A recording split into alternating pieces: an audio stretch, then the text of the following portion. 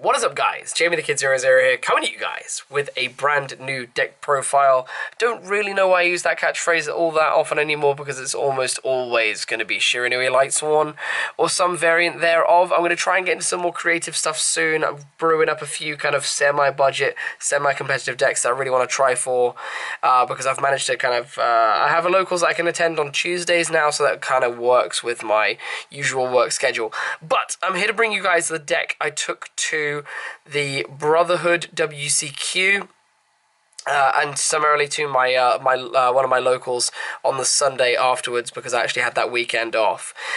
So the Brotherhood didn't go too well for me. I went 0-3 unfortunately and dropped out of the event immediately.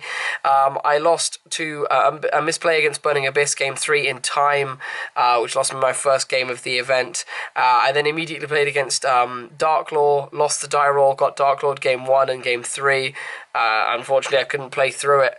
And then round 3, I played against Inspector Border Stun, which again was able to just completely stun me out of all of my plays. So I unfortunately had a bad run and was beaten by decks I really didn't expect to face.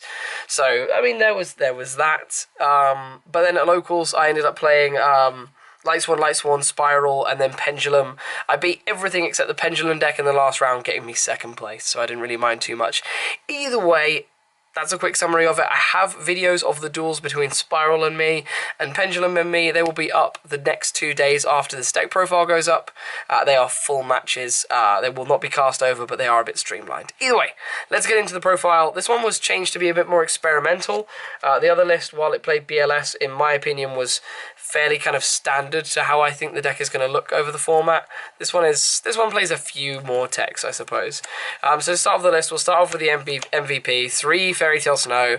Snow's just obscene. I don't understand why she wasn't hit on the list. I don't really need to go too much into her, but she's just absolutely bananas. Something probably needs to be done about Fairy Tale Snow. For our hand traps, 3 Ash Blossom and Joyous Spring. I'm not sure how I feel about this card at the moment. So it's really strong against everything except Pendulum, but after the events of YCS Atlanta, I feel like Pendulum's going to be the most present deck in the game. So I kind of question my willingness to actually play this card, and I may change my hand trap lineup depending on the event I plan on attending and how many Pendulums I expect to see. So we'll see how much it blows up across the format, whether or not it becomes fairly dominant, or whether or not the format is still variant enough that Ash may still be the correct pick. So moving on into the Lightsworn component, we played double Raiden for this event. I feel like while Raiden is very, very strong, you kind of only want to find one, and you're playing essentially 5 copies of him if you consider the amount of Charge of the Light Brigades we're playing. So I felt like 2 Raiden was enough. I replaced the third one with a Lumina. There was one situation in which I drew the Lumina when I basically bricked, and normal summoning Raiden would have been the conventional play. That was the only time in which I really didn't want the Lumina. Otherwise, I felt the Lumina was really, really solid. I quite enjoyed playing it, but I just thought I'd experiment with it. I'm not sure if I'd keep it in or if I'd change it for something else. Maybe it will go back to being Raiden, because I do understand the utility of having level 4 Light Tuner, but that aside, I kind of liked Lumina for what she was. I then played 3 copies of Wulf. You still need to play the triple of this. It's just too strong not to. Moving into the zombies, let's clear this off because this is going to become a big stack real quick. Is that going to be out of shot? Yeah, we'll put them over there. Get off. So for the zombies, we played 2 Uni-Zombie, the usual. He's just too strong not to. The whole zombie package is just absolutely marvelous at the things it does. We played the Shiranui complement in the form of 3 Solitaire, 1 Spiritmaster. These were bonkers. I did manage to clear a Darklaw once with a Solitaire, but the damage had already been done. So it's kind of fun when you can summon this and crash it in. But I didn't really have the follow-up plays anyway, so that's kind of unfortunate, but it is what it is. So this is the Shiranuis, and then for the other zombies, I played 3 Mezuki and 1 Gozuki. Not sure how I feel about Gozuki at the moment. While I respect him as a big play extender, I feel like he probably could have been something like a spell like Rota.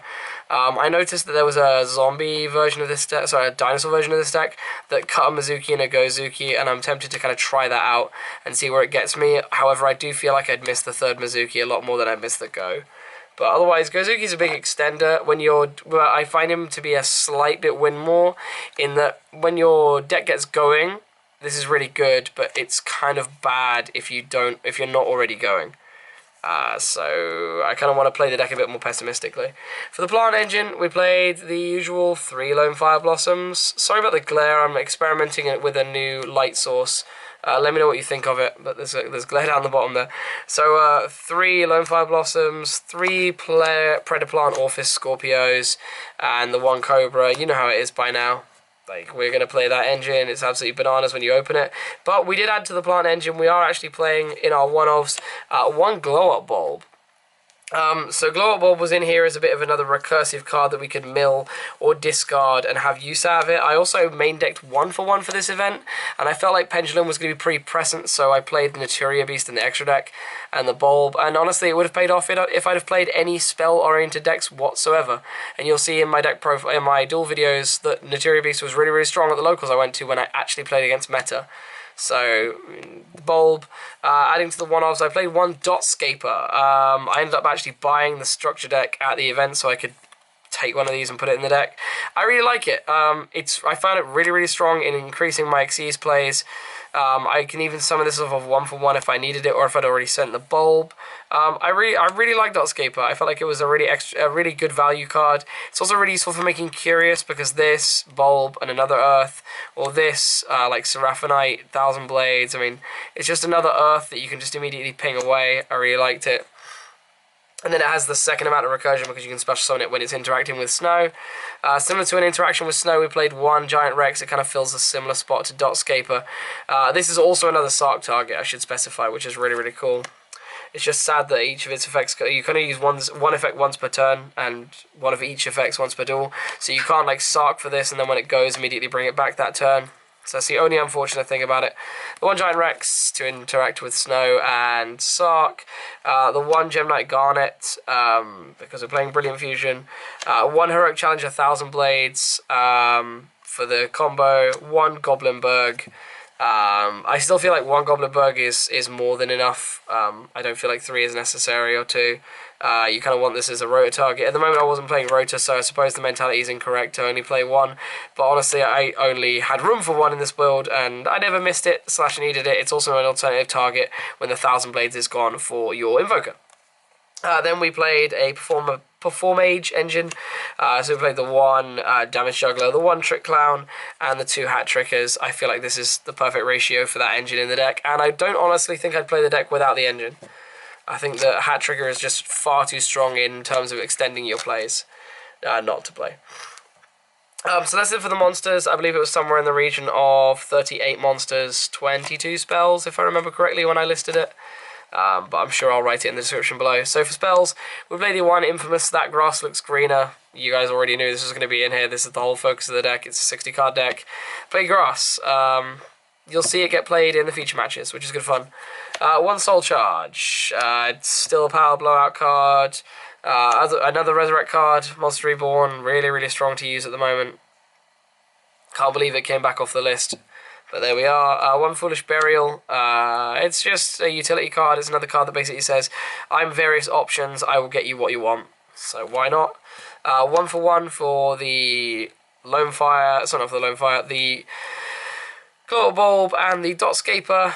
And then for 2 offs, we played 2 Gold Sarcophagus and 2 Pot of Desires. I had to cut 1 to make room. Also, I felt like I was playing a few more pot-sensitive cards, so I didn't miss the 3rd, and I was happy to not be hitting all of my cards kind of immediately.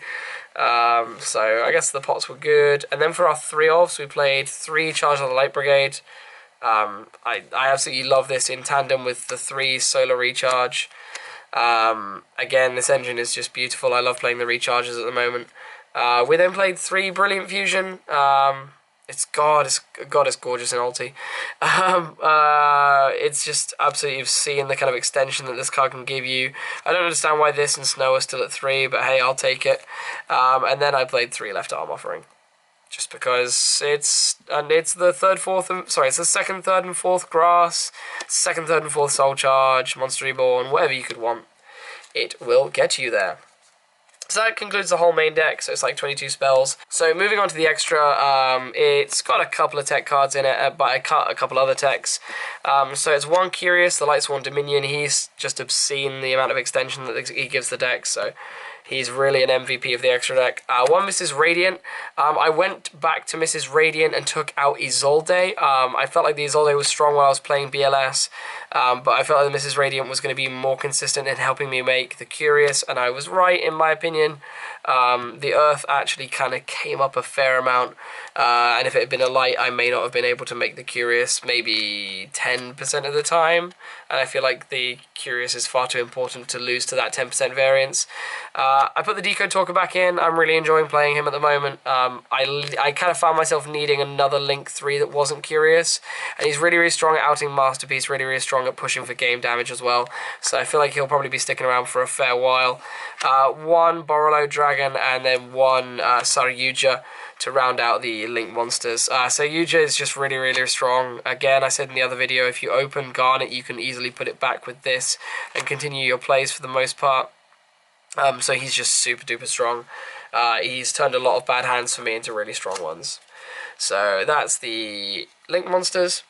The Synchros are one Nat Beast, because I feel like he's really important in the metagame at the moment with the advent of Spiral, Lightsworn, and Pendulum. It makes going first even more unbeatable. One Black Rose Dragon. I still feel like this is really important, however, it's a pretty solid side out when I need to. One Michael, again, the fact that he's a banishing out that's really easy to summon when you're playing the zombie engine is just too important not to play. Two Side Frame Lord, Omega. I think 3 is too many. You need the spaces in the extra deck. 2 is just enough. 1 is far too few. However, I did side one of these out going second because I felt like I probably wasn't going to go as huge as huge as I go when I go first. So I felt like 1 was plenty, and I was never punished by that, and I never found myself wanting it. And then the last card I played in the extra deck was Trishula. So when you go first, of course, you can take 3 cards from hand. It's also a non-targeting banishment removal, so that's just a hugely strong attribute on its own. You can either make it using the Glow Up Bulb and 2 mundane level 4s, so like Snow Giant Rex was a cool one. But you can also use it, you can also make it using, say, Dotscaper, Uni-Zombie, and a level 4, or so Snow. So Trishula was really good there as well. And then for the last few cards in the extra deck, I played the 1 MX Saber Invoker for the combo, the 1 number 41 Baguska, the 1 Minerva, and then I played a Gem-Knight Seraphinite to round out the extra. For the sideboard, still not sure how I feel about it, but I'll riff through it real quick because we're cutting through time quite quickly. I played 3 Xyzes. I played 1 Utopia and 1 Utopia the Lightning to deal with Masterpiece because I felt like Metal Foam Masterpiece deck with Electromite was going to be strong. I didn't see any, of course, but it was getting played at the event. And then I played 1 Abyss Dweller because I wanted it for the mirror and other assorted matchups like that.